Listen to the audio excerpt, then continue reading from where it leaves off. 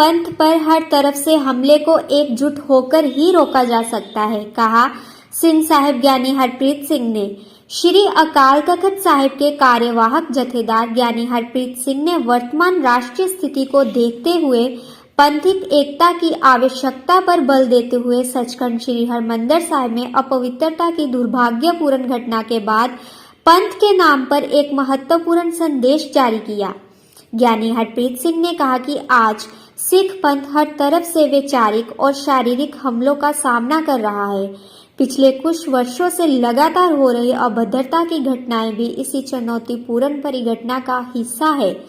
सचखंड श्री हरमंदिर साहिब तक सिखों की बेअदबी की घटना सिखों के धीरज की खतरनाक और भयानक परिणति है।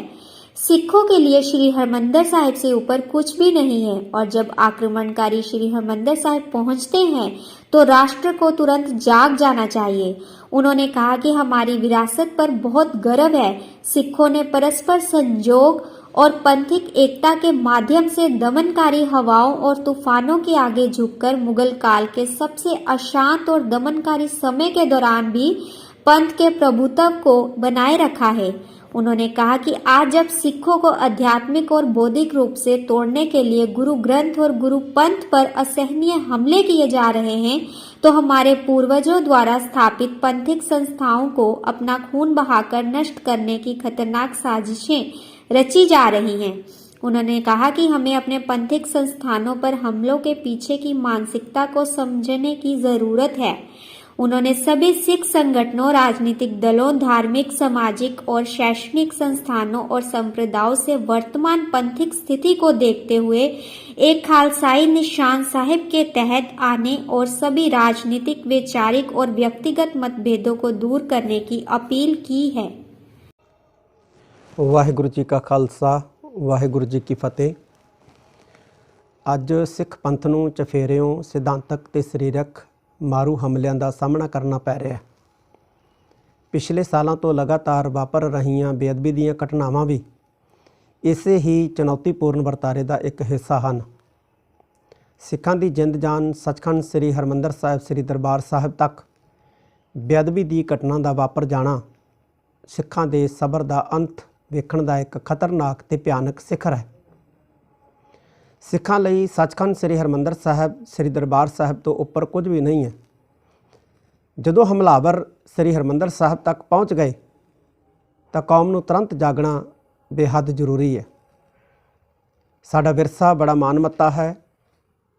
ਸਿੱਖਾਂ ਨੇ ਮੁਗਲ ਕਾਲ ਵੇਲੇ ਬੇਹੱਦ ਵਿਖੜੇ ਅਤੇ ਜ਼ੁਲਮੀ ਸਮਿਆਂ ਵਿੱਚ ਵੀ ਆਪਸੀ ਇਤਫਾਕ ਤੇ ਪੰਥਕ ਏਕਤਾ ਦੇ ਜ਼ਰੀਏ ਜ਼ੁਲਮੀ ਹਨੇਰੀਆਂ ਤੂਫਾਨਾਂ ਨਾਲ ਮੱਥਾ ਲਾ ਕੇ ਪੰਥ ਦੀ ਚੜ੍ਹਦੀ ਕਲਾ ਬਰਕਰਾਰ ਰੱਖੀ ਹੈ। ਸਾਡੇ ਕੋਲ ਪੰਥਕ ਏਕਤਾ ਦੀ ਅਹਿਮੀਅਤ ਨੂੰ ਸਮਝਣ ਦੇ ਲਈ 100 ਸਾਲ ਪਹਿਲਾਂ ਹੋਂਦ ਵਿੱਚ ਆਈਆਂ ਦੋ ਅਹਿਮ ਪੰਥਕ ਸੰਸਥਾਵਾਂ ਸ਼੍ਰੋਮਣੀ ਗੁਰਦੁਆਰਾ ਪ੍ਰਬੰਧਕ ਕਮੇਟੀ ਅਤੇ ਸ਼੍ਰੋਮਣੀ ਅਕਾਲੀ ਦਲ ਦੀ ਸਥਾਪਨਾ ਦੇ ਪਿਛੋਕੜ ਵਿੱਚ ਅਕਾਲੀ ਮੋਰਚਿਆਂ ਦਾ ਅਦੁੱਤੀ ਇਤਿਹਾਸ ਹੈ, ਜਿਸ ਦੌਰਾਨ ਸਿੱਖਾਂ ਨੇ ਹਰ ਤਰ੍ਹਾਂ ਦੇ ਰਾਜਨੀਤਿਕ, ਵਿਚਾਰਕ ਤੇ ਜਾਤੀ ਮਤਭੇਦਾਂ ਤੋਂ ਉੱਪਰ ਉੱਠ ਕੇ ਸੈਂਕੜੇ ਸ਼ਹੀਦੀਆਂ ਦੇ ਕੇ ਅਕਹਿ ਤੇ ਅਸਹਿ ਜ਼ੁਲਮ ਸਹਿਣ ਕਰਕੇ ਜਿੱਥੇ ਗੁਰਧਾਮਾਂ ਨੂੰ ਆਜ਼ਾਦ ਕਰਵਾਇਆ, ਉੱਥੇ ਸਿੱਖਾਂ ਦੀ ਰਾਜਨੀਤਿਕ ਹੋਂਦ ਸਥਾਪਿਤ ਕਰਨ ਦੀ ਲੜਾਈ ਵੀ ਜਿੱਤੀ। ਤੇ ਜਿੱਥੇ ਇਹ ਰਾਜਨੀਤਿਕ ਹੋਂਦ ਸਥਾਪਿਤ ਕਰਨ ਦੀ ਲੜਾਈ ਜਿੱਤੀ, ਉੱਥੇ ਭਾਰਤ ਦੀ ਕੌਮੀ ਮੁਕਤੀ ਲਹਿਰ ਦੇ ਵਿੱਚ ਵੀ ਆਪਣਾ ਬਣਦਾ ਯੋਗਦਾਨ ਪਾਇਆ। ਜਿੱਥੇ ਅੱਜ ਸਿੱਖਾਂ ਨੂੰ ਆਤਮਿਕ ਤੇ ਬੌਧਿਕ ਤੌਰ ਤੇ ਤੋੜਨ ਲਈ ਗੁਰੂ ਗ੍ਰੰਥ, ਗੁਰੂ ਪੰਥ ਉੱਪਰ ਅਸਹਿਣਯੋਗ ਹਮਲੇ ਹੋ ਰਹੇ ਹਨ, ਉੱਥੇ ਸਾਡੇ ਵਡੇਰਿਆਂ ਦੁਆਰਾ ਆਪਣਾ ਖੂਨ ਡੋਲ ਕੇ ਕਾਇਮ ਕੀਤੀਆਂ ਪੰਥਕ ਸੰਸਥਾਵਾਂ ਨੂੰ ਵੀ ਮਾਰੂ ਢਾਹ ਲਾਉਣ ਲਈ ਖਤਰਨਾਕ ਸਾਜ਼ਿਸ਼ਾਂ ਅਮਲ ਦੇ ਵਿੱਚ ਲਿਆਂਦੀਆਂ ਜਾ ਰਹੀਆਂ ਹਨ। ਸਾਨੂੰ ਆਪਣੀਆਂ ਪੰਥਕ ਸੰਸਥਾਵਾਂ ਤੇ ਹੋ ਰਹੇ ਹਮਲਿਆਂ ਪਿਛਲੀ ਮਾਨਸਿਕਤਾ ਨੂੰ ਸਮਝਣ ਦੀ ਅੱਜ ਜ਼ਰੂਰਤ ਹੈ।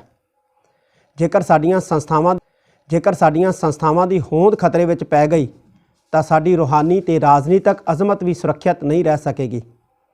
ਸਾਡੇ ਲਈ ਜਿੱਥੇ ਅੱਜ ਪੰਥ ਤੇ ਹੋ ਰਹੇ ਹਮਲਿਆਂ ਦੀ ਰਾਜਨੀਤੀ ਤੇ ਸੱਭਿਆਚਾਰਕ ਰਣਨੀਤੀ ਨੂੰ ਸਮਝਣਾ ਬੇਹੱਦ ਜ਼ਰੂਰੀ ਹੈ, ਉੱਥੇ ਇਹਨਾਂ ਬਹੁਮੁਖੀ ਤੇ ਬਹੁਪਰਤੀ ਹਮਲਿਆਂ ਦਾ ਟਾਕਰਾ ਕਰਨ ਤੇ ਇਹਨਾਂ ਨੂੰ ਪਛਾੜਨ ਲਈ ਪੰਥਕ ਏਕਤਾ ਦੀ ਬਹੁਤ ਵੱਡੀ ਜ਼ਰੂਰਤ ਹੈ। ਇਸ ਲਈ ਸਮੁੱਚੀਆਂ ਸਿੱਖ ਜਥੇਬੰਦੀਆਂ, ਰਾਜਨੀਤਿਕ ਦਲਾਂ, ਧਾਰਮਿਕ, ਸਮਾਜਿਕ ਤੇ ਸਿੱਖਿਆ ਸੰਸਥਾਵਾਂ ਅਤੇ ਸੰਸਥਾਵਾਂ ਨੂੰ ਸ੍ਰੀ ਅਕਾਲ ਤਖਤ ਸਾਹਿਬ ਵੱਲੋਂ ਅਪੀਲ ਹੈ ਕਿ ਉਹ ਮੌਜੂਦਾ ਪੰਥਕ ਹਾਲਾਤਾਂ ਦੇ ਮੱਦੇਨਜ਼ਰ ਹਰ ਤਰ੍ਹਾਂ ਦੇ ਰਾਜਸੀ ਵਿਚਾਰਕ ਤੇ ਜਾਤੀ ਭੇਦ ਮਤਭੇਦ ਵਖਰੇਵਿਆਂ ਨੂੰ ਪਾਸੇ ਰੱਖ ਕੇ ਇੱਕ ਖਾਲਸਾਈ ਨਿਸ਼ਾਨ ਸਾਹਿਬ ਹੇਠਾਂ ਇਕੱਤਰ ਹੋਣ ਤਾਂ ਜੋ ਸਿੱਖ ਪੰਥ ਵਿਖੜੇ ਹਾਲਾਤਾਂ ਵਿੱਚੋਂ ਇੱਕ ਵਾਰ ਮੁੜ ਕੋਠਾਲੀ ਚੋਂ ਕੁੰਦਨ ਵਾਂਗੂ ਚਮਕ ਕੇ ਉੱਭਰ ਕੇ ਸ੍ਰੀ ਗੁਰੂ ਨਾਨਕ ਦੇਵ ਜੀ ਦੁਆਰਾ ਸਿਰਜੇ ਮਨੁੱਖਤਾ ਦੇ ਭਲੇ ਤੇ ਜ਼ਬਰ ਤੇ ਜ਼ੁਲਮ ਦੇ ਵਿਰੁੱਧ ਸੰਘਰਸ਼ ਦੇ ਆਦਰਸ਼ਾਂ ਨੂੰ ਆਪਣੇ ਨੇਕ ਅਮਲਾਂ ਦੁਆਰਾ ਸੰਸਾਰ ਦੇ ਵਿੱਚ ਸਥਾਪਿਤ ਕਰ ਸਕੇ। ਮੈਂ ਇਹੋ ਹੀ ਸਮੁੱਚੀਆਂ ਸਿੱਖ ਜਥੇਬੰਦੀਆਂ, ਰਾਜਨੀਤਿਕ ਧਿਰਾਂ, ਸੰਪਰਦਾਵਾਂ, ਸੰਸਥਾਵਾਂ ਸਭ ਨੂੰ ਇਹੋ ਹੀ ਅਪੀਲ ਕਰਦਾ ਹਾਂ ਕਿ ਆਓ ਸਾਰੇ ਇਕੱਠੇ ਹੋਈਏ, ਰਲ ਮਿਲ ਕੇ ਬਈਏ ਤੇ ਮੌਜੂਦਾ ਸਮੇਂ ਦੇ ਦੌਰਾਨ ਜੋ ਸਾਡੇ ਲਈ ਚੁਣੌਤੀਆਂ ਨੇ ਉਹਨਾਂ ਦਾ ਅਸੀਂ ਡਟ ਕੇ ਮੁਕਾਬਲਾ ਕਰੀਏ।